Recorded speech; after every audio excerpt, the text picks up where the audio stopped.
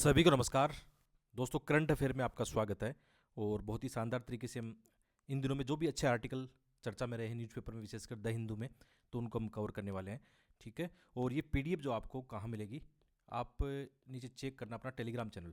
आप यहाँ पे जुड़ना, स्टडी आइज विद धर्मेंद्र जाकर जो टेलीग्राम चैनल है उस पर जुड़ जाना। अक्टूबर और नवंबर की जो पीडीएफ है मैंने वहाँ पे शेयर कर दी है। आपको कोई पैसा देने की नीड नहीं है, बिल्कुल फ्री ऑफ कॉस्ट आप आराम से डाउनलोड करो। और जो अच्छे आर्टिकल है उनका आप यूज़ कर सकते हो अपनी मेंस में, प्री एग्जाम में यहाँ से डायरेक्ट क्वेश्चन आते हैं। ठीक है, आगे बढ़ते हैं। और आगे बढ़ने से पहले आपको मैं बताता हूँ कि अपनी जो किताबें हैं, बहुत सारे बच्चों का एक कमेंट था कि किताबें उनको महंगी लग रही थी, लेकिन अभी मैंने इसको कर दिया है मात्र 499 रुपये में। ठीक है, पहले इनकी प्राइस थी थोड़ी सी महंगी थी, और अभी जैसे कई बच्चे हैं जो किताब नहीं ले पाए थे, उनके लिए ऑफ़र दिया गया है। आप इसका ज़रूर फ़ायदा उठाएं।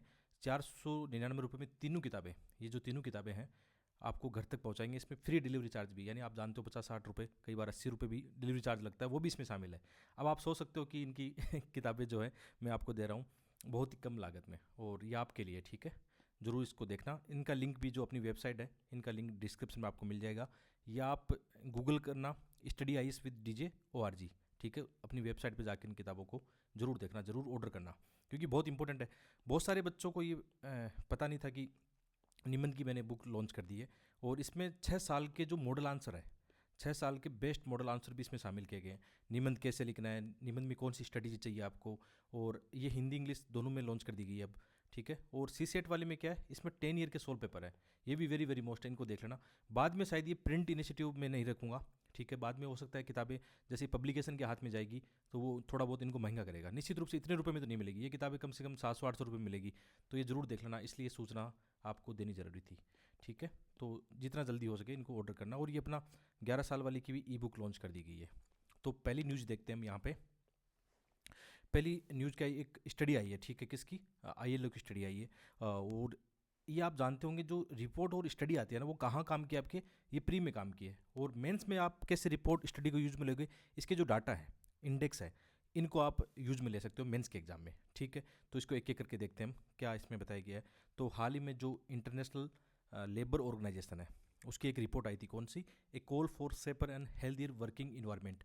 ठीक है, ये इस रिपोर्ट का टाइटल था।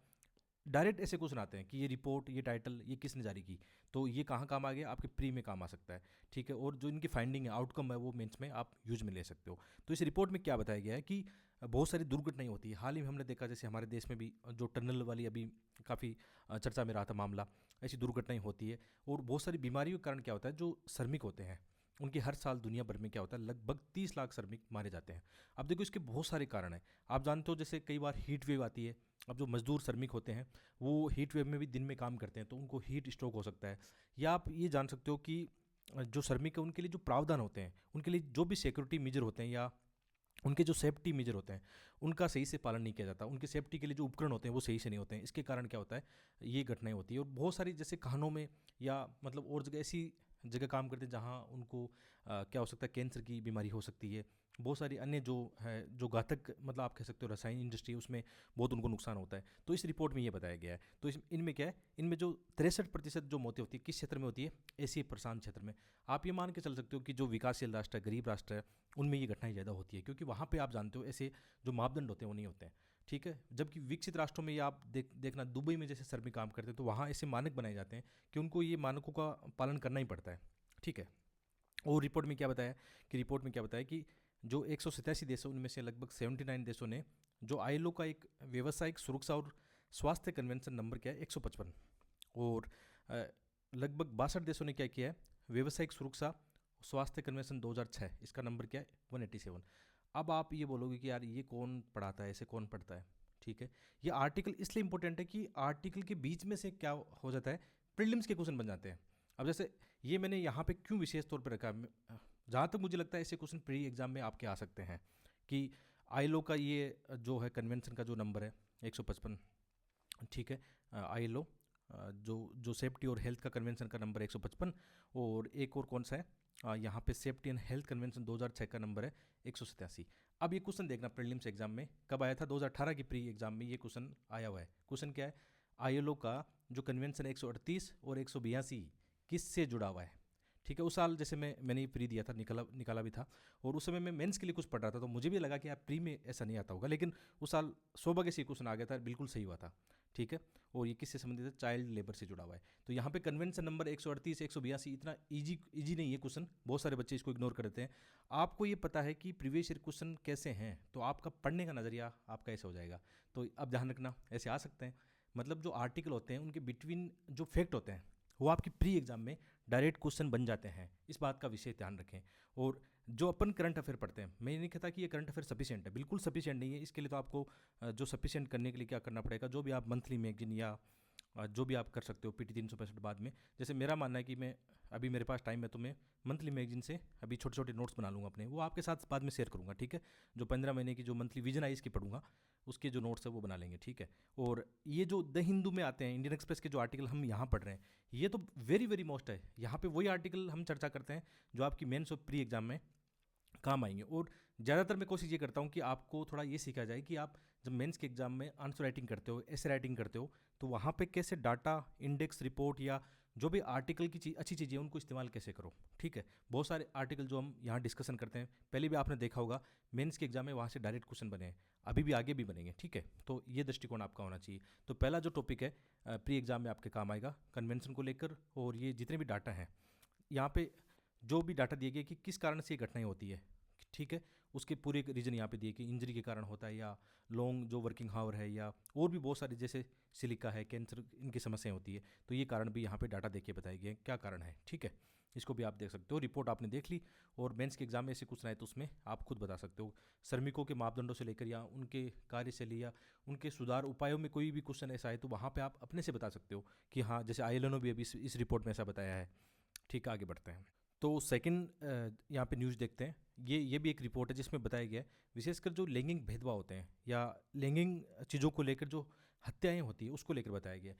ये भी मतलब एक दुर्भाग्य कह सकते हो आपकी समाज में, सोसाइटी में ऐसी घटनाएं हो रही है। तो ये एक रिपोर्ट है, इसके बारे में हम जानने वाले हैं। और ये रिपोर्ट किसने जारी की थी? ये रिपोर्ट जारी की थी, अभी नीचे देखेंगे, इसमें भी डाटा है, इस डाटा पर भी हम चर्चा करेंगे क्या इसमें बताया गया है। ये भी वेरी वेरी मोस्ट है, क्योंकि आप जानते हो आपका GS1 मेंस का है, और GS2 के अंदर जो सोसाइटी के मुद्दे हैं, सोसाइटी के मुद्दों में आपके पास कोई रिपोर्ट होती है सोसाइटी से जुड़ी हुई, जैसे बहुत सारे ऐसे मुद्दे आते हैं महिलाओं को लेकर, समाज में महिलाओं को लेकर हिंसा के मुद्दे आते हैं, उनमें आप ये रिपोर्ट इंडेक्स बता सकते हो। ये UN की रिपोर्ट है जिस पर हम चर्चा करेंगे, और रिपोर्ट डायरेक्ट कहाँ आएगी? प्री एग्जाम में भी काम आएगी। ठीक है। तो हाल ही में जो है संयुक्त राष्ट्र कार्यालय ऑन ड्रग्स एंड क्राइम, ठीक है, इसके द्वारा UNODC और UN वोमेन, ठीक है, इन दोनों के द्वारा, UN महिला, इन दोनों के द्वारा एक रिपोर्ट जारी की गई है। उसमें क्या बताया गया है कि 2022 में लिंग संबंधी कारकों के आधार पर दुनिया भर में लगभग 90,000, आप कह सकते हो डाटा, एक फिक्स डाटा याद नहीं रहे तो लगभग बता सकते हो इतने डाटा कि 90,000 या 1 लाख लगभग बता सकते हो। ठीक है। कि 1 लाख से अधिक महिलाओं और लड़कियों को जानबूझकर मार दिया गया। और उसका कारण क्या है? यदि उन कारणों में देखें तो ऐसा बताया गया है कि उनके फैमिली मेम्बर या उनके रिलेशन वाले वो इनमें ज़्यादा जिम्मेदार है। तो ये रिपोर्ट भी बहुत इंपॉर्टेंट रिपोर्ट है जो UN के द्वारा जारी की गई। UN की 2 संस्थाएं कह सकते हो आप, एक तो हो गया UNODC और UN वुमेन। ठीक है। ये संस्था के द्वारा रिपोर्ट जारी की गई है। इस रिपोर्ट का नाम भी देखेंगे अभी। ठीक है। टाइटल क्या है? Gender related killings of women and girls, femicide and, ठीक है, फेमिनिसाइड। ठीक है। महिलाओं और लड़कियों की लिंग संबंधी हत्याएं। ठीक है। ये रिपोर्ट है। तो ये रिपोर्ट कहाँ काम आएगी? प्री एग्जाम में आपके काम आ जाएगी। डायरेक्ट ऐसे क्वेश्चन आ सकता है कि रिपोर्ट किसने जारी की, इसमें क्या आउटकम दिया गया है। और मेंस के एग्जाम में सोसाइटी के जो मुद्दे हैं, जेंडर जो इश्यूज़ है, उसके अंदर आप इस रिपोर्ट की जो डाटा है वो आप बता सकते हो अपनी तरफ से। शुरुआत ऐसे करते हो, कोई भी जब क्वेश्चन मेंस के एग्जाम में आता है ना, जैसे आप मेंस के एग्जाम में क्वेश्चन लिख रहे होते हो, यदि शुरुआत ही आप किसी रिपोर्ट इंडेक्स से करते हो ना, कि हाल ही में जैसे UN की इस रिपोर्ट में ये बताया गया है, इस रिपोर्ट का नाम याद रहे तो ठीक है, डाटा याद रहे तो ठीक है, इनका यूज करते बताए तो एग्जामिनर बहुत ज़्यादा इंप्रेस होगा आपसे कि यार आपने औरों से और क्या लिखेंगे, इधर उधर की बातें करेंगे, आपने टू दी पॉइंट एक अच्छी रिपोर्ट यहाँ पे चिपका दी। ऐसा मैंने किया है, इसलिए आपको ये चीज़ें बता रहा हूँ। ठीक है।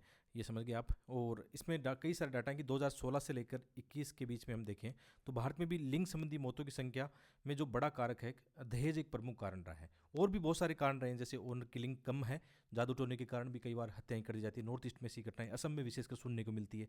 और भी बहुत सारे देश राज्य हैं जो उनमें ऐसी घटनाएं आती है, तो ये भी इसमें बताया गया है। ठीक है। तो ये रिपोर्ट इंपॉर्टेंट है। इस रिपोर्ट में थोड़े आउटकम हम देखते हैं इसके, जैसे ये जो डाटा इंडेक्स है इनको थोड़ा सा देखते हैं। और आप भी कर लेना इसको, वीडियो जब PDF आपको मिलती है तो आप पॉज करके या वीडियो को पॉज करके या पीडीएफ में ये देख लेना, ठीक है। जैसे इसमें क्या बताया गया है कि 2022 के जो डाटा बताए गए इसमें कितनी हत्याएं देखने को मिली है, और ये बढ़ रहा है, मतलब कभी घट रहा है कभी बढ़ रहा है, ऐसी घटनाएं लगातार हो रही है। इसमें आप देखोगे तो यहाँ पे जैसे इस चार्ट में क्या दिखाया गया है, इसमें मेल और फीमेल की जो शेयर है होमिसाइड के ना, उसमें बताया गया है, ठीक है। ठीक है, कई बार ऐसे होमोसाइड में पुरुष भी ज़्यादा मारे जाते हैं, लगभग 80% है, वुमेन 20% है। और यदि हम इसमें ये देखें कि जो ये होता है शेयर किसका, जो उनकी फैमिली मेम्बर है उनकी वजह से ऐसी घटनाएं ज़्यादा हो रही है, तो महिलाओं में ये ज़्यादा है, पुरुषों में बहुत कम है।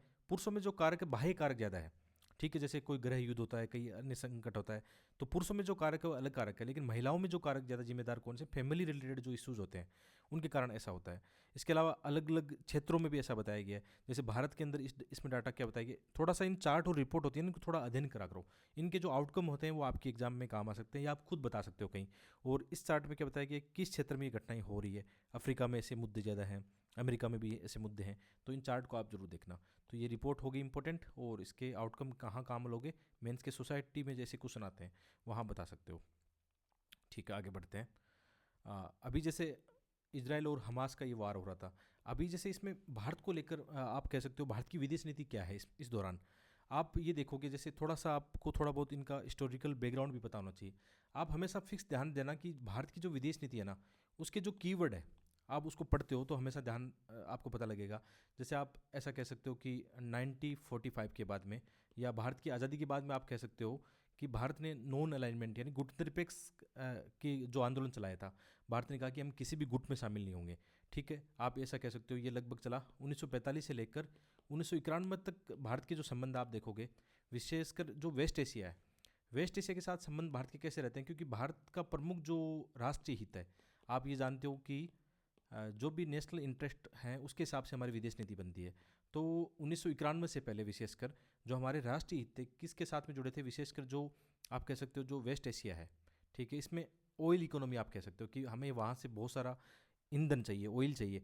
तो भारत हमेशा देखना उससे पहले 1991 से पहले भारत जब भी इजराइल और वेस्ट के बीच में ऐसी समस्या आती थी तो भारत है ना ज़्यादा पक्ष किसी का नहीं लेता था, इजराइल का तो विशेषकर बिल्कुल पक्ष नहीं लेता था। हाँ, ये कहता था कि आतंकवाद को लेकर या जो भी हिंसा हो रही है वो रोकी जानी चाहिए। विशेषकर आप कह सकते हो 1991 तक भारत का ये रुख रहता था। और 1991 के बाद में ये रहा कि सोवियत यूनियन का भी पतन हो गया, भारत का जो एक घनिष्ठ मित्र उस समय यूएसएसआर था उसका भी पतन हो गया। और 1991 के बाद में भी जो विदेश की जो आप कह सकते हो राष्ट्रीय घटनाक्रम है, जियोपॉलिटिक्स बदलने लगा था। 1991 के बाद में इजराइल विशेषकर जैसे भारत का कश्मीर का जो मामला आता था भारत का हमेशा समर्थन करता था। अभी वर्तमान में भी आप देखोगे जैसे इजराइल का जो है वेस्ट आप कह सकते हो जैसे पश्चिमी जो गुट है, विकसित जो राष्ट्र है अमेरिका वगैरह, उनके साथ संबंध अच्छे हैं। और भारत के भी आजकल पश्चिमी गुट के साथ में आप कह सकते हो संबंध अच्छे बन रहे हैं। और इजराइल भारत को बहुत सारे टेक्नोलॉजी भी दे रहा है। और आज ये नहीं है कि भारत केवल ऑयल के लिए इन अरब राष्ट्रों पर डिपेंड रहेगा। आजकल ऑयल के अलावा भी बहुत सारे ईंधन की अपॉर्चुनिटी आने लगी है। और अभी वो ऑयल डिप्लोमेसी उतनी काम नहीं करेगी जैसे उस समय खाड़ी जैसे देशों की उस समय करा करती थी। तो आप इसको समझ सकते हो कि भारत के जो संबंध है ना कैसे होंगे। और इस बात का भी ध्यान रखना कि हम एक स्वतंत्र राष्ट्र है और हमारी संप्रभु राष्ट्र है, और हमारी विदेश नीति भी क्या होगी, स्वतंत्र होगी। हम वही करेंगे जो हमें अच्छा लगेगा, चाहे कोई भी हो, अमेरिका हो चाहे रूस हो या अन्य देश हो, हम वही काम करेंगे जो हमें अच्छा लगेगा, हमारे नेशनल इंटरेस्ट को प्रोटेक्ट करेगा। इस बात का ध्यान रखना। तो ये आर्टिकल उसको लेकर बताया गया है, ठीक है। तो इसमें क्या बताया, हाल ही में जो 7 अक्टूबर को इजराइल गाज़ा सीमा पर जो हमास द्वारा आतंकवादी हमले किए गए उसमें काफ़ी लोग मारे गए। फिर इजराइल के द्वारा भी ऐसी वापस मतलब बमबारी की गई, उसमें काफ़ी लोग मारे गए। तो भारत का रुख क्या है हमेशा जाना जाता है। तो विशेषकर जैसे भारत सरकार का वही कि हम आतंकवाद की कड़ी निंदा करते हैं। और मतलब वही बात है कि उस समय शुरुआत में भारत ने कहा कि हम इजराइल के साथ खड़े हैं, ठीक है। और साथ में सरकार ने इजराइल से स्वयं बातचीत और कूटनीति का आह्वान किया कि भारत सरकार ये मानती है, एक बीच का रास्ता हम जानते हैं कि ये बात तो सही है कि मानवाधिकार के मुद्दे यहाँ पे, तो भारत हमेशा मतलब इन चीज़ों को ध्यान रखता है। और आपने देखा भी होगा कि भारत कैसे सामाजिक आर्थिक कल्याण को ध्यान में रखते हुए जो मानवीय सहायता है कि जैसे दवाएं हैं या जो खानदान है मेडिसिन की चीज़ें हैं वो फिलिस्तीन भेज रहा है। यानी भारत मतलब ये नहीं कि केवल इजराइल के दबाव में आके ये सहायता नहीं देगा, ऐसी नहीं है। भारत की विदेश नीति स्वतंत्र है, इजराइल के साथ हमारे रिलेशन है बिल्कुल हमारे वो जियोपॉलिटिक्स के हिसाब से हैं। लेकिन एक तरफ हम जैसे ये भी करते हैं 2 स्टेट जो सॉल्यूशन है, ये क्वेश्चन एक बार प्री में आया था आपको बताओ, तभी कह रहा हूँ कि आर्टिकल के 20 से प्री में क्वेश्चन आ जाता है। सिंपल सा क्वेश्चन आया था 2017-18 के आसपास ही होगा शायद, है ना, कि 2 स्टेट सॉल्यूशन किन देशों के बीच में क्या है, ठीक है। ये इजराइल और फिलिस्तीन को लेकर है। तो मतलब भारत इसका भी हमेशा ध्यान रखना, भारत इसका टू स्टेट सॉल्यूशन पर भी बात करता है। सही बात है कि फिलिस्तीन का भी कहीं ना कहीं जो है अधिकार है उनको मिलने चाहिए। ठीक है। इसके अलावा जैसे अभी संयुक्त राष्ट्र संघ में इसराइल को लेकर कुछ यहाँ पे यूएन महासभा में मतदान भी हुआ था, भारत ने उसमें भाग नहीं लिया था। ठीक है, ये भारत की कूटनीति है अपनी। लेकिन बाद में एक और मतदान कराया गया था, विशेषकर जैसे जो वेस्ट बैंक है या जो सीरिया के गोलन वाला क्षेत्र है, ये भी प्री एग्जाम में आया हुआ है, सीरिया का गोलन क्षेत्र। अच्छा, एक बात ध्यान रखना, यहाँ से इस क्षेत्र से इस साल प्री में फिर क्वेश्चन आएगा। प्री में कौन सा क्वेश्चन आएगा? मैपिंग का क्वेश्चन आएगा। तो जब ये आर्टिकल आप पढ़ते हो या ये घटनाक्रम पढ़ते हो, तो एक बार जो भूमध्य सागर और खाड़ी देशों की जो घटनाक्रम यहाँ पे हो रहे हैं, इनके पूरे मैप की एक एक चीज़ देख लो। विशेषकर ये देख लो किस सागर के साथ में कौन से देश की सीमा मिलती है, किस देश की किन अन्य देशों के साथ सीमा मिलती है। ध्यान रखना, 2-3 साल का ट्रेंड एनालिसिस बता रहा हूँ कि मैपिंग के क्वेश्चन बढ़ गए हैं, करंट अफेयर में बढ़ गए हैं, ज्योग्राफी में बढ़ गए हैं। तो इससे विशेष तौर पर ध्यान रखना। तो ठीक है, ये आर्टिकल पढ़ते इसमें ये चीज़ें भी ध्यान रखना कि कैसे क्वेश्चन बन सकते हैं प्री एग्जाम में। बाकी मेंस में तो ये क्वेश्चन आ सकता है, ऐसा डायरेक्ट आपके आईआर के सेक्शन में ऐसा क्वेश्चन बन सकता है। ठीक है। इसके अलावा इस आर्टिकल में क्या बताया गया है कि क्या भारत की स्थिति पश्चिम या वैश्विक दक्षिण के करीब है। एक तरफ आप जानते हो, जैसे वैश्विक दक्षिण मतलब विकासशील राष्ट्र, और पश्चिमी जो गुट है, अमेरिकन आप कह सकते हो, गुट जो कह सकते हो, कि इनको लेकर भारत की क्या स्थिति है, भारत किसके करीब है। ठीक है। तो हम कह सकते हैं कि जैसे परंपरागत रूप से ये बात सही है कि 90 आप कह सकते हो 1947 के बाद में भारत ने गुट निरपेक्ष आंदोलन चलाया, यानी हम किसी भी गुट में शामिल नहीं होंगे, ना तो पूंजीपति या पूंजीवादी कह सकते हो यूएस से गुट जो है, दूसरा आप कह सकते हो यूएसएसआर जो साम्यवादी गुट है, हम किसी भी गुट में न शामिल होकर अपना ही एक रास्ता अपनाएंगे, अपनी एक स्वतंत्र विदेश नीति का पालन करेंगे। तो आप जानते हो भारत ने क्या चलाया, नॉन अलाइनमेंट जो मूवमेंट चलाया था। ठीक है। और उसमें हमने क्या किया, जो इजराइल और फिलिस्तीन संघर्ष पर भारत की स्थिति हमेशा ग्लोबल साउथ के साथ जुड़ी रही। शुरुआत में आप देखोगे ग्लोबल साउथ यानी जो विकासशील राष्ट्र है उनके साथ जुड़ी रही, किसी भी गुट के साथ नहीं जुड़ी। और उस समय हम फिलिस्तीन मुद्दे को भी समर्थन देते थे कि ऐसा नहीं होना चाहिए। और आप ये भी कह सकते हो कि भारत की उस समय हमें तेल की भी आवश्यकता थी, ऑयल हमें चाहिए था वहाँ से, तो हम कभी भी इन मुद्दों पर खुलकर इजराइल का समर्थन नहीं करते थे। ठीक है। और उस समय हमारा जो संबंध है रूस के साथ भी अच्छा था, तो रूस के इनके साथ में संबंध अच्छे थे। ठीक है, आप समझ सकते हो। और उसके बाद में क्या हुआ, जैसे आप इस पूरे घटनाक्रम को ऐसा समझ सकते हो कि 1991 के बाद में घटनाक्रम चेंज हो गया, रूस का यूएसएसआर का पतन हो गया, और उसके बाद में अब धीरे धीरे संबंध बदलने लगे। भारत के संबंध भी कहीं ना कहीं थोड़े थोड़े यथार्थवादी दृष्टिकोण के अनुसार अमेरिका के साथ अच्छे होने लगे। और वर्तमान में भी आपने देखा क्वाड को लेकर या कई चीज़ों में लेकर अमेरिका के साथ भारत के रिलेशन आजकल बेटर होने लगे हैं। तो इसराइल के संबंध अमेरिका के साथ अच्छे हैं, तो भारत के संबंध भी इनके साथ अच्छे होना आप समझ सकते हो इस बात को। ठीक है। तो कई सारे संबंध हमारे इसराइल के साथ में। और उसके एक चीज़ और हुई यहाँ पे, जैसे कश्मीर को लेकर कई राष्ट्र मतलब भारत के खिलाफ हो गए थे, इसराइल ने भारत का समर्थन किया है। ठीक है। कई बार ऐसा कहा जाता है कि इसराइल भारत का सदाबहार मित्र रहा है। सदाबहार का मतलब शुरू से ही इसराइल भारत को लेकर एक अपनी राय रखता है कि जो कश्मीर वगैरह है वो भारत का ही है, पाकिस्तान का कुछ नहीं है, फालतू बातें हैं सब, है ना। तो इसराइल हमेशा हमारा समर्थन कर रहा है। साथ में टेक्नोलॉजी या अन्य जो एग्रीकल्चर के मुद्दे उसमें इसराइल ने हमारा काफ़ी समर्थन किया है। तो इस बात को ध्यान रखना। ये सारे मुद्दे यहाँ पे बताए गए हैं। जो आर्टिकल वही बताता है कि सीधी सी एक ही बात है, हमारी विदेश नीति कैसी होगी, जो हमारे नेशनल इंटरेस्ट के हिसाब से होगी। ठीक है, आगे बढ़ते हैं। नेक्स्ट जो आर्टिकल है ये वेरी वेरी मोस्ट है। ये आर्टिकल है किसको लेकर? क्लाइमेट स्मार्ट एग्रीकल्चर को लेकर है। आजकल जिस हिसाब से जलवायु परिवर्तन हो रहा है उस हिसाब से कई सारे संकट देखने को मिले हैं। जैसे यदि आप थोड़े से शायद खेतों में रहते हो, कृषि से जुड़े हो, तो आप ये चीज़ें बिल्कुल समझते हो। मैं अब अपना क्षेत्र का यहाँ पे एग्जांपल दूँ तो यहाँ पे जो अभी क्लाइमेट इतना चेंज हो गया है कि मतलब शिफ्टिंग हो गया उसका क्लाइमेट का, कभी तापमान कम पहले आ गया, वर्षा जो है बाद में होती थी वो पहले होने लगी है। और जो भी समस्या है, जैसे जो भी फसलें हैं वो कहीं ना कहीं उसमें बदलाव या खाद्यान्न को लेकर समस्याएं देखने को मिल रही है। ठीक है। तो अभी क्या है सबसे बड़ा मुद्दा 21वीं सदी का, कौन सा सबसे बड़ा मुद्दा है मानवता के सामने? दो ही सबसे बड़े मुद्दे अभी इस समय है। कौन सा? एक जलवायु परिवर्तन का और एक खाद्य असुरक्षा का। ठीक है। जलवायु परिवर्तन होगा तो क्या होगा, यदि हम समय के साथ में सुधार नहीं करते हैं तो कैसे फसलों का अच्छा प्रोडक्शन ले पाएंगे? तो कहीं ना कहीं जनसंख्या बढ़ रही है, तो खाद्य असुरक्षा यहाँ पे हो सकती है। ठीक है। तो एक बड़ा मुद्दा है। तो जलवायु परिवर्तन के कारण क्या हो रहा है, जैसे अभी हीट वेव चलती है या सूखा, बाढ़, चक्रवात की समस्या आती है, इसके कारण कहीं ना कहीं लोगों की जो जीवन को क्षति होती है, आजीविका का संकट आता है। तो कहीं ना कहीं हमें तैयार हो जाना चाहिए, जो भी जलवायु का संकट आने वाला है उसके लिए तैयार होना चाहिए। इसका सोल्यूशन हमारे पास क्या है? क्लाइमेट स्मार्ट एग्रीकल्चर है। यानी हमें कहीं ना कहीं हमारी जो सिंचाई पद्धति है इस हिसाब से बनानी होगी। आजकल आपने देखा वर्टिकल एग्रीकल्चर है, पॉली हाउस में एग्रीकल्चर होने लगा है, बूंद बूंद से सिंचाई होने लगी है। बहुत सारे ऐसे स्मार्ट उपकरण आ गए जिससे कृषि में काफ़ी सुधार हो सकता है। तो इस पर ध्यान दिया जाना चाहिए। ठीक है। तो एक समग्र दृष्टिकोण हमें अपनाना पड़ेगा इसमें, किसको लेकर? एक होलिस्टिक अप्रोच हमारी होनी चाहिए कि जो बदलती हुई जलवायु है उसके हिसाब से हम कैसे अपने जो एग्रीकल्चर है उसको अनुकूल कर सकते हैं या समाधान निकाल सकते हैं। कैसे हम अपनी जो खाद्य मांग है आने वाले वक्त में, जैसे जैसे जनसंख्या बढ़ेगी, खाद्यान्न की जो मांग है वो बढ़ेगी। 2050 तक जो कृषि उत्पादन है उसमें 60% की वृद्धि की आवश्यकता भी जरूरी है। ठीक है। तो हमारे पास ऑप्शन क्या है, हमारे पास यही ऑप्शन है कि जैसे खाद्य और कृषि संगठन 2019 में भी कहा था, ठीक है, एफएओ ने क्या कहा था कि जलवायु स्मार्ट कृषि है ना, जलवायु परिवर्तन के तहत सतत विकास का समर्थन करने और खाद्य सुरक्षा की रक्षा के लिए खाद्य और कृषि प्रणाली को बदलने का एक दृष्टिकोण है। वेरी वेरी मोस्ट बताया गया है किसको, तो आपके पास एक कीवर्ड आ गया, कौन सा कीवर्ड, ये मतलब क्लाइमेट स्मार्ट एग्रीकल्चर। ठीक है, ये आपके पास एक अच्छा कीवर्ड आ गया है। इस कीवर्ड को आप मेंस के एग्जाम में आराम से यूज़ करना, अच्छे कीवर्ड का भी फायदा मिलता है। जैसे कौन सी ऑर्गेनाइजेशन क्या बोल रही है, क्लाइमेट स्मार्ट एग्रीकल्चर पर आप जोर दे देना कि इसमें क्या क्या शामिल है। इसमें विशेषकर जो मुद्दे हैं इसमें शामिल है, एक तो इससे फ़ायदा क्या होगा कि ये तो कृषि उत्पादकता बढ़ेगी और किसानों की जो आय है ना वो निरंतर बढ़ेगी। दूसरा क्या होगा, जलवायु परिवर्तन के अनुकूल हम क्या कर सकते हैं, ऐसी फसलों का विकास कर सकते हैं। और क्या होगा, एक ग्रीन हाउस गैस का भी मुद्दा है, बहुत सारी ऐसी फसलें हैं जिनके कारण क्या होता है, ग्रीन हाउस गैस का उत्सर्जन होता है, विशेषकर जैसे चावल के खेतों में आपने दलदल में देखा होगा मीथेन गैस का उत्सर्जन। तो कहीं ना कहीं ये मुद्दे भी इसके साथ जुड़े हुए हैं। यानी जलवायु परिवर्तन किस कारण हो रहा है, ग्रीन हाउस गैसों के कारण हो रहा है, तो ग्रीन हाउस गैसों को हम कम कर दें स्मार्ट एग्रीकल्चर से, तो कहीं ना कहीं जलवायु परिवर्तन के जो मामले वो कम हो जाएंगे। ठीक है, इसमें क्या होगा, इसमें स्मार्ट वाटर होगा, ठीक है, स्मार्ट वाटर स्मार्ट होगा, यानी आजकल ऐसी टेक्नोलॉजी आने लगी है। वेदर स्मार्ट, यानी हम कैसे निगरानी कर सकते हैं, एनर्जी स्मार्ट होगी, कार्बन स्मार्ट प्रैक्टिस होगी, इसमें बहुत सारी स्मार्ट चीज़ें हैं, बस स्मार्ट जोड़ दो इनके आगे, तो ये क्या होगा, कहीं ना कहीं उत्पादन को ध्यान में रखकर बनाया गया है। तो मिट्टी में स्वास्थ्य को लेकर हम कैसे आजकल निगरानी कर सकते हैं, आजकल बहुत सारे ऐसे उपकरण आ गए हैं कि हम मिट्टी में कौन सा न्यूट्रिशन दे रहे हैं उनकी भी हम निगरानी कर सकते हैं। ठीक है, तो इसमें केवल मतलब ये नहीं होगा कि सरकार ऐसा करती रहे या वैज्ञानिक ऐसा करते रहें, कहीं ना कहीं जो कम्युनिटी है, समुदाय है, किसान समुदाय आप कह सकते हो, उनका भी साथ में आना बहुत ज़रूरी है, उनको ये चीज़ें बताना ज़रूरी है, उनको साथ लेकर आप ऐसा कह सकते हो ये जो टेक्नोलॉजी है कहीं ना कहीं महंगी है। जैसे हम किसानों की बात करें, जैसे मैं अपने खेत की बात करूँ, तो वास्तव में ये जो हम पढ़ रहे हैं वो प्रैक्टिकल में भी लागू हो गई है। अभी सरकार क्या कर रही है, जैसे बहुत सारे महंगे उपकरण आते हैं, महंगे उपकरण हर टाइप के हो सकते हैं।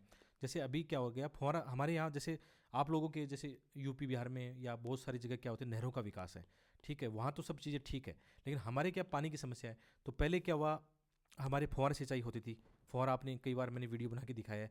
अभी फुहारे की जगह भी एक मिनी फुहारा आ गया है, मतलब मिनी फुहारा ये मतलब एक टेक्नोलॉजी के माध्यम से कंट्रोल होता है, एक मतलब अच्छे उपकरण होते हैं, उनके माध्यम से हम क्या करते हैं, फिर ये मतलब एक साथ अच्छे मतलब सिंचाई कर सकते हैं बहुत ही कम पानी का उपयोग करते हुए। और अभी तो बहुत सारी ऐसी टेक्नोलॉजी आ गई, तो सरकार क्या कर रही है, सरकार इन पर बहुत अच्छी सब्सिडी दे रही है, यानी किसान अकेला नहीं खरीद सकता। ठीक है, तो सरकार उनको दे रही कि हम कुछ सपोर्ट हम करेंगे, कुछ पैसे हम देंगे, आप खरीद लो इसको और अपने खेतों में लगाओ ताकि प्रोडक्शन बढ़े। और जो जलवायु परिवर्तन के कारण आपकी जो आजीविका को नुकसान हो रहा है उसमें हम आपके साथ खड़े हैं। इसमें बीमा भी होता है, कृषि बीमा भी होता है, कई सारी चीज़ें इसमें साथ जुड़ी है। तो स्मार्ट एग्रीकल्चर में ध्यान रखना, बहुत सारी चीज़ें आती है। और इसमें कृषि के अलावा भी जैसे पशुपालन को भी शामिल करना चाहिए, कृषि वानिकी है, ठीक है, कई सारी चीज़ें इसमें शामिल की गई है। इसके अलावा इसमें फसल विविधता को बढ़ावा दिया जाता है, क्योंकि हम जानते हैं कई बार जैसे आपने महाराष्ट्र में देखा होगा, वहाँ पे किसान एकल फसल बोते हैं, कई बार एकल फसल जैसे कपास बोते हैं। ठीक है, तो कपास बोते हैं, उस समय मानसून फेल कर गया, तो कपास की फसल नहीं होगी, तो किसान भूखे मरते हैं, कर्ज के जाल में फिर आत्महत्या कर लेते हैं। तो इसके क्या समाधान है, इसका फसल विविधता, यानी जो उनका खेत है उसके कुछ पार्ट में कपास बोएं, कुछ पार्ट में जवार बाजरा बोएं, कुछ में और फसलें बोएं। यानी एक फसल फेल करती है मौसम के कारण, तो अन्य फसलों से उसकी आजीविका चल सकती है। तो कहीं कहीं इसमें फसल विविधता को बढ़ावा देने की बात की जा रही है। और ऐसे फसलों का विकास, ऐसे बीजों का विकास होगा जो कहीं ना कहीं जलवायु परिवर्तन के अनुकूल हो। इन सभी जैसे सूखा प्रतिरोधी जो फसलें हैं उनका विकास किया जाएगा। ठीक है, स्मार्ट एग्रीकल्चर में बहुत सारी चीज़ें शामिल है, और ये आर्टिकल आपकी मेंस के एग्जाम में बहुत ज़्यादा काम का है। ठीक है, साथ में इसमें एक चीज़ और भी देखी गई है कि जैव विविधता का हम संरक्षण करें, हम ऐसी फसलों का विकास करें, ऐसा कृषि पारितंत्र बनाएं जो कहीं ना कहीं इन्वायरमेंट के अनुकूल हो। उससे क्या होगा, जैसे हम बहुत ज़्यादा यूरिया वगैरह है, जो पेस्टिसाइड है, उनका यूज में नहीं लेंगे, तो कहीं ना कहीं अपनी जो जैविकता बचेगी, जो मिट्टी पारितंत्र है, उसका हम संरक्षण कर सकते हैं। ठीक है, तो हम ऐसे जीवों को साथ लेके चल सकते हैं जो परागण कराते हैं फसलों का, इनसे फ़ायदा मिलता है। कई बार आपने देखा होगा कि जो मधुमक्खियाँ होती है, जैसे अभी हमारे सरसों की फसलें हैं, तो अभी सरसों की फसलों में देखना परागण कराने में मधुमक्खियाँ या और भी जो छोटे मोटे कीट हैं, परागण वाले कीट हैं, बड़ी भूमिका निभाते हैं। ठीक है, फूलों पे परागण कराते हैं, तभी तो अच्छी फसल हो पाएगी। तो हम पेस्टिसाइड यूज में लेते हैं तो ये जीव जंतु है नष्ट हो जाते हैं, तो हमारी फसलें भी फिर कम होने लगती है। तो इन सब चीज़ों को भी समझना होगा साथ में। ठीक है, इसके अलावा जैसे ग्रीन हाउस उत्सर्जन है, ग्रीन हाउस गैस जो है, इनका भी एक बड़ा मुद्दा है, तो इनको भी हमें साथ लेकर चलना पड़ेगा। क्योंकि हम पेरिस क्लाइमेट से लेकर अभी जैसे COP 29 28 जो भी है अभी चल रहा है, उसमें भी ऐसे मुद्दे चल रहे हैं, उनको भी हमें साथ लेकर एड्रेस करना पड़ेगा। ठीक है, तो ये एक अच्छा आर्टिकल था जिसमें विशेषकर जलवायु अनुकूल को लेकर जो कृषि का हम कैसे एक बढ़ावा दे सकते हैं, कृषि को टिकाऊ और विश्वसनीय बना सकते हैं, उसके लिए काम किया जा रहा है। ठीक है, आगे देखते हैं। और जैसे भारत में इसको लेकर क्या इनिशिएटिव इम्पोर्टेंट है कि जो क्लाइमेट स्मार्ट एग्रीकल्चर है, इसको लेकर भारत में क्या फ़ैल है। तो बहुत सारी ऐसी चीज़ें हैं, जैसे national adaptation fund for climate है, national innovation on climate resilient है, ठीक है, एग्रीकल्चर सॉइल हेल्थ मिशन हो गया, प्रधानमंत्री कृषि सिंचाई योजना हो गया। वेरी वेरी मोस्ट है, मेंस के एग्जाम में आप क्या करोगे, ऐसी योजना बताओगे कि हमारी सरकार क्या कर रही है, हम लोग क्या कर रहे हैं, ठीक है, ये बता सकते हो। आगे देखते हैं। एक अच्छा आर्टिकल ये आया था कि जैसे विशेषकर जो कोयला है, जैसे अभी काफ़ी चीज़ें चर्चा में चल रही है कि कई लोग, विद्वान लोग चर्चा करते हैं कि जो कोयला है वो हमें बंद कर देना चाहिए और हमें जो रिन्यूएबल एनर्जी है उसकी ओर जाना चाहिए। तो ये आर्टिकल ये बताता है कि आप जैसे बहुत बड़ी बातें करते हो, तो अभी चीज़ें आसान नहीं है। मतलब एकदम से आप ये सोच रहे हो कि हम कोयला जो है, कोयला पर आधारित हमारी जो इकोनॉमी चल रही है, एनर्जी हमारी चल रही है, आवश्यकता, उसको हम बंद कर दें, ऐसा नहीं होगा। आपके पास डाटा और फैक्ट होना चाहिए। और लास्ट ईयर शायद 2022 या 23 में क्वेश्चन आया भी था कि क्या आपको लगता है 2030 में ऐसा मतलब हो सकता है, रिन्यूएबल एनर्जी को लेकर ऐसा हो सकता है। तो आपके पास फैक्ट और डाटा होना चाहिए कि वाकई ऐसा हो सकता है, क्या ये संभव है। तो इसमें बताया गया है कि जैसे जीवाश्म ईंधन की हम बात करें तो दुनिया भर की आपूर्ति में की जाने वाली जो कुल ऊर्जा है उसमें अभी भी कितना प्रतिशत रोल है, 80% किसका रोल है, जीवाश्म ईंधन का रोल है। और आप ये देखोगे जैसे 2022 में किस किस सेक्टर से मतलब कोयला, गैस, इनसे कितनी एनर्जी प्राप्त होती थी। सौर ऊर्जा और पवन ऊर्जा से कितनी, कुल मिलाकर पूरी विश्व की बात करें तो केवल 2.4% है। आप इस देखो, जो रिन्यूएबल एनर्जी के रिसोर्सेज हैं उनमें जो टेक्नोलॉजी है या जो भी हमें चाहिए उनके लिए, जो भी आप कह सकते हो ऐसे मतलब इनको बनाने के लिए जो भी स्रोत चाहिए वो उनकी भी एक समस्या है। जैसे आप सौर ऊर्जा के उपकरण बनाने के लिए ऐसे हमें दुर्लभ धातु चाहिए, जो कहीं ना कहीं कई बार चर्चा में आपने देखा होगा चीन के पास बहुत ज़्यादा है, ठीक है। तो ऐसी चीज़ें बहुत ज़रूरी है। तो भारत में भी जैसे उत्पादित बिजली का केवल 11.5% किससे आ रहा है, जो रिन्यूएबल नवीनीकरण ऊर्जा है उनसे प्राप्त किया जा रहा है। बाकी ज़्यादातर कोयला से आ रहा है। जो हमारे तो कोयला आधारित थर्मल प्लांट है उससे हम कितनी अभी भी लगभग 75% बिजली मतलब कह सकते हो आप, या मतलब आपने देखा होगा लगभग 60% से ऊपर ऐसा डाटा आता है ना कई बार कि हम अभी भी बिजली किससे प्राप्त कर रहे हैं, कोयला, इनसे, थर्मल से इनसे प्राप्त कर रहे हैं। अभी भी आप कह सकते हो कि मतलब भारत के अंदर कोयला का एक बड़ा रोल है एनर्जी के लिए। हम इसको अभी भी आने वाले समय में इसको फेज आउट नहीं कर सकते हैं, 8-10 सालों में, 20 सालों में एक लॉन्ग टर्म का हम प्लान बना सकते हैं, उसमें ऐसा कर सकते हैं। तो जब भी ऐसी चीज़ें आती है, क्वेश्चन आता है, तो उसमें एक आपके पास डाटा होना चाहिए, फैक्ट होना चाहिए, क्रिटिकल एनालिसिस करा करो कि ऐसा संभव नहीं है। आप दोनों पक्ष बताओ, संभव हो तो आपके पास डाटा होना चाहिए, नहीं संभव हो तो डाटा होना चाहिए, ठीक है। तो इसमें क्या बताया गया, विशेषकर जैसे 1750 से लेकर 2021 के जब हम जीवाश्म ईंधन और उद्योग में देखें तो भारत का जो कुल जो कार्बन उत्सर्जन होता है उसका अभी भी कम है। जैसे ये बातें कौन कर रहा है, विशेषकर जो विकसित राष्ट्र है ना, वो ऐसी बातें ज़्यादा कर रहे हैं। क्योंकि देखो उन्होंने नई नई टेक्नोलॉजी का आविष्कार कर लिया, अब वो चाहते हैं कि अपनी टेक्नोलॉजी विकासशील राष्ट्रों को बेचें, गरीब राष्ट्रों को बेचें। गरीब राष्ट्र के पास अभी इतने पैसे नहीं है कि उनकी महंगी टेक्नोलॉजी खरीदें।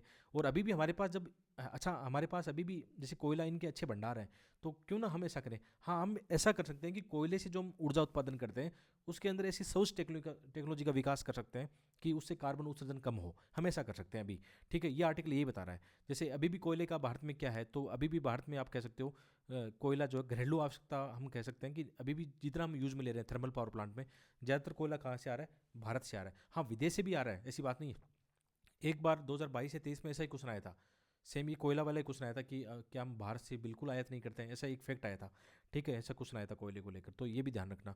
अभी भी हम कोयले से इतनी उत्पादन जो गीगावाट है वो उत्पादन कर रहे हैं, तो कोयले का एक बड़ा स्थान अभी भी है। और बात करें इनकी, जैसे बहुत सारे सौर पंप की इनकी बात करें तो इनका अभी भी बहुत कम है, ठीक है। और इनके लिए जो भी उपकरण हमें चाहिए, बैटरी चाहिए या सौर ऊर्जा के उपकरण चाहिए, उनके अभी भी हमारे लिए मतलब अभी काफ़ी दुर्लभ है या महंगी टेक्नोलॉजी है। तो अभी भी हम ये कह सकते हैं कि कोयले का एक इंपॉर्टेंट रोल है, ठीक है। जैसे 2070 तक हम ये कह रहे हैं कि जो कार्बन उत्सर्जन का हमने लक्ष्य रखा है कि नेट शून्य हासिल करेंगे, तो इसमें ये बात सही कि हम पहुंच सकते हैं वहाँ तक। जाते जाते हम ऐसा कर सकते हैं कि कुछ अच्छी कुशल टेक्नोलॉजी का आविष्कार करके हम कहीं ना कहीं टारगेट अचीव कर सकते हैं। हम क्या कर सकते हैं इसके लिए, हम ये भी कर सकते हैं जैसे कोयला का जो परिवहन होता है उसमें सुधार कर सकते हैं। ऐसा इसमें बताया कि ज़्यादातर जो हमारे कोयला के भंडार है, खनन क्षेत्र है, और जो हमारे थर्मल पावर प्लांट है उनकी दूरी काफ़ी ज़्यादा है, तो कहीं ना कहीं उसमें भी एक संकट देखने को मिलता है। तो इसमें एक चीज़ ये भी बताइए कि जो भारतीय जो कोयला भंडार है उसमें राख का जो है इस तरह काफ़ी ऊंचा है, तो कहीं ना कहीं जैसे कोयला के साथ हम राख भी ढोते हैं, यानी कितना मतलब ये बात सही है कि इसके कारण जो हमारे टेक्नोलॉजी वाले उपकरण है वो भी ख़राब होते हैं। साथ में हम परिवहन के अंदर भी एक एक्स्ट्रा लागत उठा रहे हैं, तो ये भी चीज़ें हैं कि इनमें सुधार कर सकते हैं। कहने का मतलब कि हम ऐसी टेक्नोलॉजी में सुधार करें कि जो हमारे पास थर्मल पावर प्लांट है वो थोड़ा कार्बन उत्सर्जन कम करें, तो हम नेट जीरो कार्बन 2070 तक वैसे ला सकते हैं और हमारे पर एक्स्ट्रा दबाव नहीं होगा। अभी जो दबाव बनाया जा रहा है ना, अब कई आर्टिकल देखते होंगे ये करना चाहिए वो करना चाहिए, तो अभी भी यार ऐसा नहीं है। भारत एक विकासशील राष्ट्र है, भारत अभी भी जैसे जीवाश्म ईंधन का उपयोग करता रहेगा, समय के साथ में सुधार करते रहेंगे हम, ऐसी बात नहीं कि हम नहीं करेंगे, हम रूढ़िवादी हैं। समय के साथ में एकदम से ऐसा नहीं होगा क्योंकि हमारी इकोनॉमी पर दबाव पड़ जाए, ठीक है। और समय के साथ में आप देख रहे हो सौर ऊर्जा के उपकरण सस्ते भी हो रहे हैं। आने वाले वक्त में जैसे जो भी खनिज हमें चाहिए वो हम विदेशों के साथ टाई अप कर रहे हैं, जैसे लिथियम के लिए या अन्य खनिजों के लिए कई राष्ट्रों के साथ हम समझौते कर रहे हैं, ठीक है। तो ये हो रहा है, तो ये सब चीज़ें इसमें बताई गई है। और क्वेश्चन आया भी था, क्वेश्चन क्या आया था कि क्या आपके विचार में भारत अपनी ऊर्जा आवश्यकता का 50% भाग 2030 तक नवीनीकरण ऊर्जा से प्राप्त कर लेगा? अब देखो, आपके पास ये डाटा है कि अभी भी हम जो नवीनीकरण ऊर्जा स्रोत है उससे बहुत कम ऊर्जा प्राप्त कर पा रहे हैं। अभी भी हमारी ऊर्जा ज़्यादा डिपेंड किस पर, थर्मल पावर प्लांट पर है। तो आप डाटा देके बताओगे भाई ऐसा संभव नहीं है। अभी संभव हो तो आपके पास दूसरे डाटा देके बताओ, आपके पास उपाय है तो जीवाश्म ईंधनों से सब्सिडी हटाकर इसे नवीनीकरण ऊर्जा स्रोत में लगाना कितना उचित है? इस तरह से मतलब है ना कि उतना उचित अभी नहीं है, अभी भी मतलब ये चलता रहना चाहिए, ठीक है। और ये यहाँ पे देखना, ये एक फ़ोटो अच्छी थी द हिंदू में, और इसमें प्रीलिम्स के काम की। तो यहाँ पे क्या लिखा है, जो अरोरा जो लाइट वगैरह होती है, रंगीन जो रोशनी बनती है, अरोरा इसको क्या बोलते हैं, बोरेलिस ऐसा कुछ बोलते हैं, ठीक है। और ये ऐसा क्यों होता है? ये होता है यहाँ पे जो नाम दिया गया विशेषकर देखते हैं यहाँ पे कोरोनल इजेक्शन ऑन द सन। मतलब सिंपल भाषा में इसको समझें तो जो सूर्य का मैग्नेटिक फील्ड है, ठीक है, सूर्य का जो मैग्नेटिक फील्ड है वो जब सौर तूफान के साथ या सौर ऊर्जा के साथ हमारी जो अर्थ है उसके साथ आता है, तो हमारी पृथ्वी का भी एक इलेक्ट्रोमैग्नेटिक फील्ड होता है। जब ये दोनों इंट्रैक्शन करते हैं तो क्या बनता है, यही बनता है। मतलब जो ये रंगीन रोशनी, इनको अरोरा बोलते हैं, बोरेलिस। साउथ में भी इसको कुछ बोलते हैं, कमेंट करके बताना इसको साउथ जो अपना दक्षिणी गोलार्ध उसमें इसको क्या बोलते हैं, अरोरा को, है ना, ठीक है। ये बताना, ये फैक्ट आ सकता है कभी कभी। अच्छा, इसका पुराने समय में तो क्वेश्चन आया हुआ था प्री एग्जाम में कि ये क्या होते हैं, कैसे बनते हैं, ठीक है। आगे बढ़ते हैं, कुछ अच्छे आर्टिकल और देखते हैं। ये पीडीएफ मैंने शेयर कर दी है वहाँ पे आपको ना, ये आर्टिकल। अच्छा, ये 2-3 दिन में मुझे एक आर्टिकल अच्छा मिला था, ये एक साथ जो चुनाव कराने का मुद्दा है, ये क्वेश्चन आपको जीएस2 में हेल्प कर सकता है, मेंस में ऐसे क्वेश्चन आते हैं। अब ये देखोगे 3-4 दिनों में मुझे एक ही अच्छा आर्टिकल क्यों मिला। अभी केवल न्यूज़ पेपर में क्या चल रहा है, चुनाव की चीज़ें चल रही है, चुनाव, सब कुछ चुनाव वाले आर्टिकल उतने अच्छे नहीं थे एग्जाम के हिसाब से। तो मैं क्या करता हूँ, जैसे मैं अपना प्रैक्टिकल अनुभव बताऊँ, तो न्यूज़पेपर से मैं क्या करता हूँ, सिलेक्टिव चीज़ें निकालता हूँ जो मुझे लगता है कि हाँ ये चीज़ तो मेरे काम आएगी। तो सेलेक्टिव पढ़ने का एक फ़ायदा है कि कम पढ़ेंगे, बार बार उसको पढ़ेंगे। साथ में मैंने आपको बार बार पहले भी बता दिया है, कई बच्चे ये कमेंट बार बार करते हैं कि सर आपकी इतनी पढ़ाने से हो जाएगा। मैं कभी भी नहीं कहता कि ये हो जाएगा, ये केवल मैं अच्छे आर्टिकल आपके साथ डिस्कशन करता हूँ, उसका फ़ायदा मिलेगा आपको, देखना निश्चित रूप से फ़ायदा मिलेगा। एटलीस्ट आपको अंडरस्टैंडिंग तो बढ़ेगी कि मुझे क्या पढ़ना है, ठीक है। तो मेरा तो पढ़ने का तरीका ये है कि मैं बहुत ही कम सेलेक्टिव चीज़ें निकालता हूँ, 10 दिन के अंदर 10 चीज़ें काम की आती है वही पढ़ता हूँ, ठीक है। न्यूज़पेपर की बात कर रहा हूँ, और न्यूज़पेपर में ज़्यादा टाइम खपाना भी नहीं चाहिए, फालतू का टाइम खराब करोगे तो कोई फ़ायदा नहीं है। कभी कभी मुझे लगता है कि मैं आपको न्यूज़पेपर पढ़ाऊँ या नहीं पढ़ाऊँ कभी कभी ऐसा लगता है, लेकिन कुछ बच्चे हैं जो चाहते हैं कि जो भी मैं पढ़ा रहा हूँ, सिलेक्टिव पढ़ा रहा हूँ, वो उनके काम आ रहा है तो मैं पढ़ाता रहूँगा, ठीक है। चलो इसको समझते हैं। ये बहुत इंपॉर्टेंट मुद्दा कई सालों से चर्चा में रहा है कि एक साथ चुनाव कराना चाहिए या नहीं कराना चाहिए। तो अभी हाल ही में इसको लेकर लोकसभा में या आप कह सकते हो एक मतलब पैनल बना था इसको लेकर, एक 6 मेंबर एक पैनल बनाया गया था इसको एग्जामिन करने के लिए कि क्या इसको कराना ठीक है या नहीं है। ये केंद्रीय सरकार ने ऐसा किया था कि जो लोकसभा, राज्यसभा और स्थानीय निकाय है उनका एक साथ हम चुनाव कराएं, तो इसके लिए क्या एक 6 सदस्यीय पैनल का गठन किया गया था, ठीक है। इसको लेकर तो ये चर्चा में था आर्टिकल। तो एक साथ चुनाव कराना ये अच्छा, ये आर्टिकल आपको एक मॉडल आंसर की तरह मैंने यहाँ पे दिया है, आपको कुछ एक्स्ट्रा इसमें जोड़ने की नीड नहीं है, ठीक है। तो एक साथ चुनाव की मांग ये क्यों हो रही है? तो जैसे आप कह सकते हो, जैसे शुरू में तो ऐसा हुआ था जब 1947 में हमें आज़ादी मिली थी, तो लगभग 60 के दशक तक, आप कह सकते हो 1966 तक या 69 तक, मतलब ऐसा हुआ था कि केंद्र और राज्यों में लगभग कांग्रेस की सरकार थी उस समय ना। तो एक साथ चुनाव कराना आसान था, लेकिन बाद में क्या हुआ, धीरे धीरे केंद्र और राज्यों में अलग अलग सरकारें होने लगी, तो फिर ये चुनाव जो थे वो स्टेट वाले अलग होने लगे, ठीक है। एक समय ऐसा हो रहा था, मतलब कुछ कुछ का ऐसा हो रहा था, ठीक है। एक साथ चुनाव शामिल थे, तो 4 आम चुनाव में लोकसभा और राज्य विधानसभाओं के लिए एक साथ चुनाव शामिल थे, पहले ऐसा था, लेकिन बाद में ऐसा नहीं रहा, ठीक है। और लोकसभा चुनाव अभी भी, जैसे कुछ राज्य जो अभी भी साथ होते हैं, लोकसभा विधानसभा के चुनाव एक साथ होते हैं, कुछ राज्यों में, ज़्यादा नहीं है, कुछ राज्यों में। तो विधि आयोग ने भी ये कहा था 30 अगस्त 2018 को एक प्रस्ताव में से संबंधित कानूनी संवैधानिक पहलुओं की जांच करने हेतु एक मसौदा रिपोर्ट भी जारी की थी कि यदि हम ऐसा करते हैं कि एक साथ चुनाव कराएं, लोकसभा राज्यसभा इनका, तो हमें कौन से ऐसे जो संविधान के अनुच्छेद उनमें हमें क्या करना पड़ेगा, संवैधानिक संशोधन करना पड़ेगा। तो इसमें कई सारे मुद्दे, इसमें जटिल मुद्दे साथ में जुड़े हुए हैं। तो विधायक की रिपोर्ट भी डाला करो कि विधायक ने भी ऐसा कहा है, ठीक है। और तो ये क्वेश्चन आता है फेवर में कि एक साथ चुनाव कराने के पक्ष में तर्क क्या है।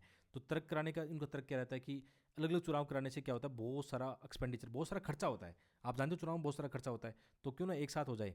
दूसरा ये होता है कि जो मतदाता सूची है, या आप कह सकते हो बहुत सारे सुरक्षा बल है, बहुत सारे लोगों की आवश्यकता पड़ती है, विशेषकर जो सरकारी लोग इसमें चुनाव में लग जाते हैं। तो जो डेवलपमेंट के मुद्दे हैं, गवर्नेंस के मुद्दे, वो काफ़ी ज़्यादा इसमें प्रभावित होने लगते हैं। और विशेषकर आपने देखा होगा टीचर इन सब की ड्यूटी लग जाती है, तो शिक्षा व्यवस्था भी काफ़ी ज़्यादा प्रभावित होती है। बार बार चुनाव होते हैं, बार बार शिक्षा व्यवस्था बच्चों की प्रभावित होती है। तो चुनाव की ड्यूटी इनमें सब एक चीज़ ये भी रहती है कि जो पुलिस, रक्षा बल है, इनकी ड्यूटी लगने से फिर राष्ट्रीय जो सुरक्षा है, कानून व्यवस्था, उसमें भी एक चिंता देखने को मिलती है। इसके अलावा बार बार आचार संहिता लागू होती है, तो चुनाव कार्यों के दौरान हमारी जो परियोजनाएं हैं वो टफ हो जाती है, डेवलपमेंट कार्य प्रभावित होते हैं। और इसके अलावा जैसे चुनाव आयोग द्वारा चुनाव व्यय की निगरानी करना भी मतलब अधिक प्रभावी हो जाएगा। ये बहुत सारे डाटा फैक्ट है, मतलब या आर्ग्यूमेंट है, तर्क है आपके लिए। तो एकदम जैसे ऐसा क्वेश्चन है तो आपके बनाए बनाए आंसर आपके पास पड़ा है, एकदम चिपका देना इसको, ठीक है। और क्या होता है फ़ायदा, इससे क्या होगा कि हम बात करें जैसे एक राष्ट्र एक चुनाव का नारा दिया जा रहा है। इससे क्या होगा कि जो भी चुनाव के समय सांप्रदायिकता, जातिवाद के जो मुद्दे हावी होते हैं, कहीं ना कहीं काफ़ी कम हो सकते हैं। जो विभाजनकारी राजनीति है, उनकी भूमिका यहाँ पे कम हो जाएगी। तो ऐसा भी देखा जा रहा है। इसके अलावा कि बार बार ऐसा होता है चुनाव, तो मतदाता भी इंटरेस्ट नहीं लेते हैं तो ये बताया गया है। इसके अलावा एक साथ चुनाव नहीं कराने के पक्ष में तर्क क्या है, या मतलब इनके एक साथ चुनाव कराने के खिलाफ तर्क क्या है। तो इसमें पहला है कि ये संघीय भावना की विपरीत है, क्योंकि संविधान में राज्य और संघ के बारे में स्पष्ट बातें लिखी गई है। और जब भी एक साथ ऐसे चुनाव होते हैं तो कहीं ना कहीं जो केंद्रीय मुद्दे हैं, वो हो सकता है रीजनल जो मुद्दे उनके साथ मतलब साथ मेल नहीं खाएं, या उन मुद्दों को दबा दें। तो एक साथ चुनाव कराने से संभवतः स्थानीय और क्षेत्रीय जो मुद्दे हैं वो हाशिए पर चले जाएंगे, उनका मानना है। विशेषकर आप देखना कि हो सकता है केंद्र के जो मुद्दे हैं वो इन चुनाव के साथ मैच कर जाएं, तो रीजनल जो पार्टीज़ है उनको ज़्यादा नुकसान हो सकता है। तो वो ऐसी बातें करते हैं कई बार, है ना। लेकिन जो भी चीज़ें हैं वो आने वाले वक्त में जैसे अभी आएगी सामने कि कराना चाहिए या नहीं कराना चाहिए, सब संविधान के अनुसार होगा, कानून के हिसाब से होगा। इसके अलावा जैसे ये भी है कि जहाँ तक बात की जा रही है कि एक साथ चुनाव कराने से बहुत सारा बचत हो सकता है, तो ऐसा नहीं है।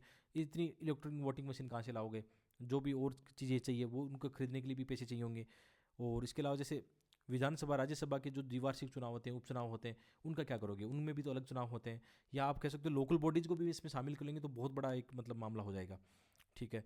और इसके अलावा बार बार चुनाव होने से चुनाव मतदाता को उत्साह कम करने की बजाय उत्साह ज़्यादा देखा जाता है, ऐसा कहा गया है, ठीक है। तो पाँच छः आर्ग्यूमेंट पक्ष में, 5 विपक्ष में आपके पास हो गए।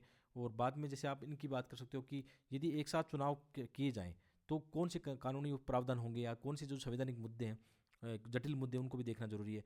तो सबसे पहले तो इसमें क्या करना होगा, संविधान में कम से कम 5 अनुच्छेदों में संशोधन करना पड़ेगा। यदि ऐसा होता है तो 5 अनुच्छेद में संशोधन करना पड़ेगा। यहाँ पे दिए गए कौन कौन से हैं आप पढ़ लेना, मैं ज़्यादा नहीं बताऊँगा। जैसे लोकसभा की अवधि को लेकर आर्टिकल 83, 85 है, उसी तरह विधानसभा के लेकर ये है। इसके अलावा 85, 174 जो आर्टिकल है उसमें भी करना पड़ेगा, ठीक है। 5 ये है संवैधानिक संशोधन, इसमें जरूरी है। अब ये आर्टिकल चर्चा में रहे तो हो सकता है प्रीलिम्स एग्जाम ये आर्टिकल आ जाए, वेरी वेरी मोस्ट आपके लिए ना। तो इनको आप जरूर देख लेना, बहुत ही सिंपल आर्टिकल है, एक बार देख लेना इनको, ठीक है।